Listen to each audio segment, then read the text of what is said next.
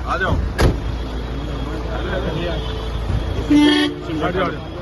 आ जाओ उधर निकल मेरे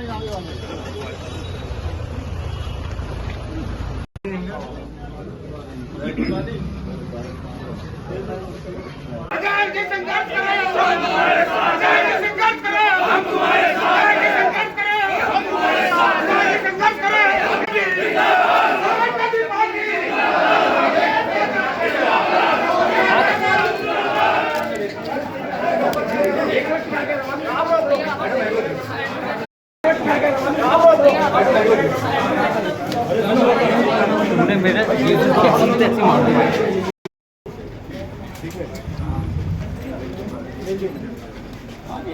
फोटोग्राफर है फिर चल चुप हो जाना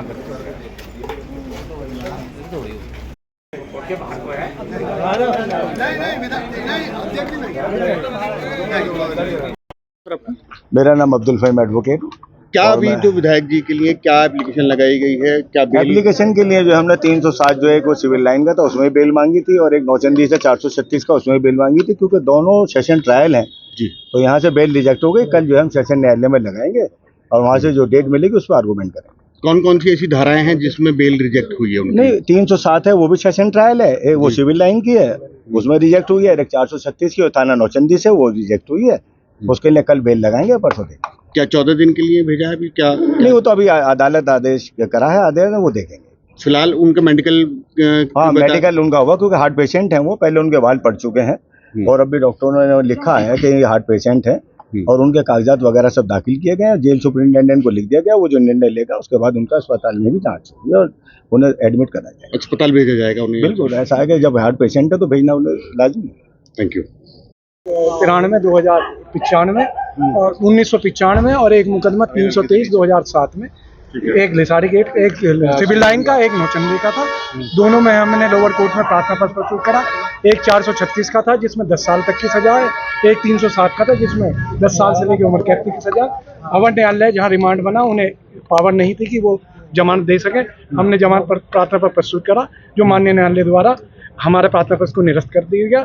कल सुबह जिले जज साहब के यहाँ हम प्रार्थना पत्र प्रस्तुत करेंगे और क्योंकि माननीय विधायक जी का बाईपास हुई है पिछले 6 महीने पहले, तो हमने एक प्रार्थना पत्र माननीय उनके स्वास्थ्य को देखते हुए माननीय न्यायालय में प्रस्तुत किया और माननीय न्यायालय द्वारा सुप्रिंटेंडेंट पुलिस को उनकी उच्च उसके लिए हायर एजुकेशन उसके लिए उन्हें फैसिलिटी, मेडिकल फैसिलिटीज के लिए उनके निर्देश जारी। कितने दिन के लिए भेजा? अब 14 दिन के लिए। 14 दिन के लिए ये अवर न्यायालय, MP-MLA कोर्ट और सीनियर डिवीजन। आप किसके वकील हैं? हम माननीय विधायक जी रफीक अंसारी के विधायक। सरकारी वकील ने क्या कहा? सरकारी वकील ने उसका हमारे प्रार्थना पत्र का विरोध करा।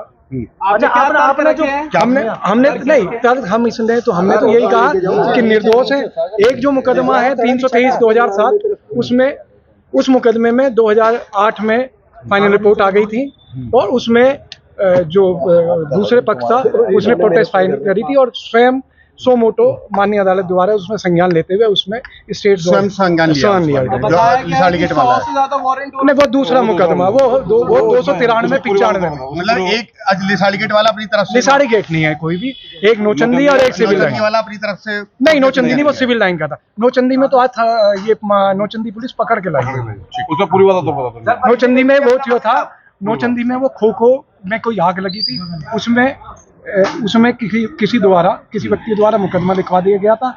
उसमें 22 लोगों को नाम दर्ज कर गए। माननीय विधायक जी को अज्ञात में उसमें चार्जशीट बाद में लगाई गई थी और जिसमें चार्जशीट आई थी, सेकंड सप्लीमेंट्री चार्जशीट। और उसके बाद वो मुकदमा एक्विटल हो गया, वो मुकदमा दोष मुक्त हो गया और 1997 में वो मुकदमा दोष मुक्त हो गया था। हम उसमें हाजिर नहीं आए थे, हमें जानकारी नहीं थी, क्योंकि वो हम अज्ञात में बताया गया, किसी साक्षी को लेकर हमारा नाम उसमें खोल दिया गया था। बाद में हम उसमें एक्यूज बने। अच्छा गगन जी, इसमें ये बताइए कि अस्पताल में भी भेजा कौन सी थी? हाँ। सिविल लाइन थाने में जो मुकदमा दर्ज था, इसमें धारा कौन सी? 307।